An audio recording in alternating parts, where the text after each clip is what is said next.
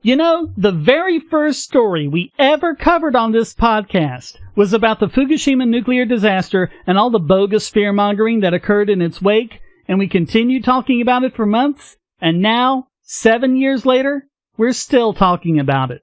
And it's really amazing to me how an earthquake and tsunami can kill 15,000 people, but none of that seems to get mentioned because everyone's losing their minds over the nuclear power disaster, the fallout from which still cannot be attributed to a single death.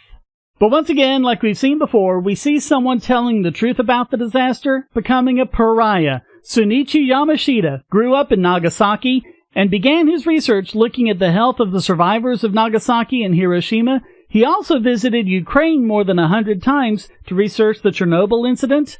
According to Yamashita, at Chernobyl you had 28 immediate deaths from rescue workers and about 50 cases of untreated thyroid cancers, but other than that, the death toll from radiation has been pretty minimal. So when this happened in his home country of Japan in March 2011, he immediately began advising local authorities about radiation, and he helped set up a health survey of the 150,000 people who were evacuated after the accident. 2 years later, he'd been completely drummed out because his findings didn't fit their narrative. The problem, he pointed out, wasn't the radiation, but the fear of radiation. Since the government stupidly didn't give out any information about radiation levels after Fukushima, people's imaginations ran wild, and you had nurses deserting their patients, doctors refused to come in from outside to help, even the Red Cross turned tail and ran. They abandoned the hospitals and evac centers where thousands of people were gathering. Supplies couldn't even come in because no one wanted to drive into the danger zone.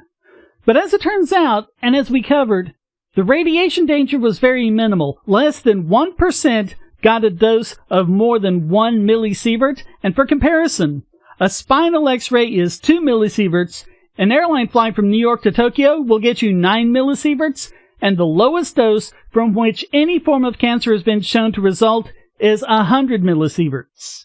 And Chernobyl residents got 350 millisieverts, and that's what caused the thyroid cancers I mentioned. And what happens is, you get this radioactive isotope of iodine, iodine-131. That gets into the thyroid because that's what the thyroid does, is it uses iodine, and that causes thyroid cancer. But if you take potassium iodide pills right after the disaster, what it does is it floods the thyroid with stable iodine, and so it doesn't take in much of the radioactive iodine, and you can prevent or at least reduce the risk of cancer. Iodine-131 levels released from Fukushima was tiny, and most of that went out to sea, and it wasn't a danger to humans. The half-life of iodine-131 is just a tiny bit over 8 days, so basically it's gone in a month. And also authorities quickly removed any foodstuffs that might have been contaminated, and they also issued KI tablets. So, everything should have been fine, but something happened to kick the panic into high gear as if it needed anything else. 2 years after the accident, long before any cases of thyroid cancer from radiation would show up, they did an ultrasound survey, and they found 113 cases of thyroid cancer, when in the same population, they should have expected to find only 4. Now, that sounds terrible, right? Except they would have expected to find 4 in a population that isn't being screened. And the reason they did this survey was so they could understand what that figure should be in a healthy population that is being screened. But that's not how the news media interpreted. I mean, if you're going to screen everyone, of course you're going to find a lot more cases. But the news media ran with a scare. One local politician, Baba Isao, said, "If you say radiation doesn't cause a problem, how can we have so many cases? The government can't give an answer to that." Yes, it can, because if you screen for more cases, you find more cases. The high rates were expected because you were finding cases that wouldn't have been diagnosed otherwise. But as radiation expert Ken Nollett said, quote, "It's very difficult to convince the public about this, and when we try, we're seen as complicit in nuclear power." And something else to consider.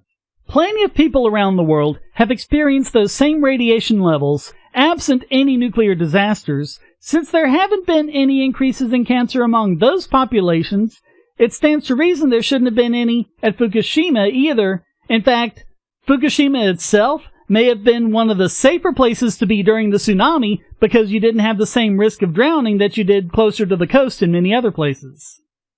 So yeah, the real disaster wasn't the nuclear disaster, it was the panic. People were herded out quickly, but that means that invalids and elderly were left behind. According to pediatrician Saochi, quote, "One woman called the ambulance from within the exclusion zone because she needed regular oxygen therapy and nobody had come to give it. And between 40 and 60 elderly people died either from being left behind or from the trauma of the evacuation. And in fact, out of 1,200 elderly in care homes, those who were evacuated were 3 times more likely to have died in the next 2 years than those who were not evacuated. And according to local Dr. Claire Leppold, the evacuation resulted in 85 suicides, even more cases of depression, evacuees drink more, exercise less, and she concluded, quote, "The evacuation may have been more dangerous than the disaster for this population." And most of the evacuation zone is still abandoned, but Yamashita said that most people could have returned home after a month when the iodine-131 had decayed. The problem is, it's really difficult to get permission to build new nuclear power facilities, so you have all these old places like Fukushima. They're having to keep using and maintaining these old ones because it's so difficult to get permission to build new ones with the newer technologies. Yeah, and that's all government regulations do. People act like they keep everyone safer. Well, no. Another problem is people don't know how to distinguish between rhetoric and proposing something and what it actually does, and literally all they do is just make things more expensive. Well, one time I was looking at the Nuclear Regulatory Commission and seeing who was on there, and one thing I couldn't see was any actual nuclear scientists. They were all either lawyers or environmental scientists, or even just environmentalists who weren't scientists. Yeah, that figures. I mean, in this case with Fukushima, you have people who were basically subjected to psychological torture after what was already a terrible time. And I mean, it's far worse that we keep seeing yet again people who point out the truth are shamed and even threatened by those who would just keep that disastrous panic continuing on.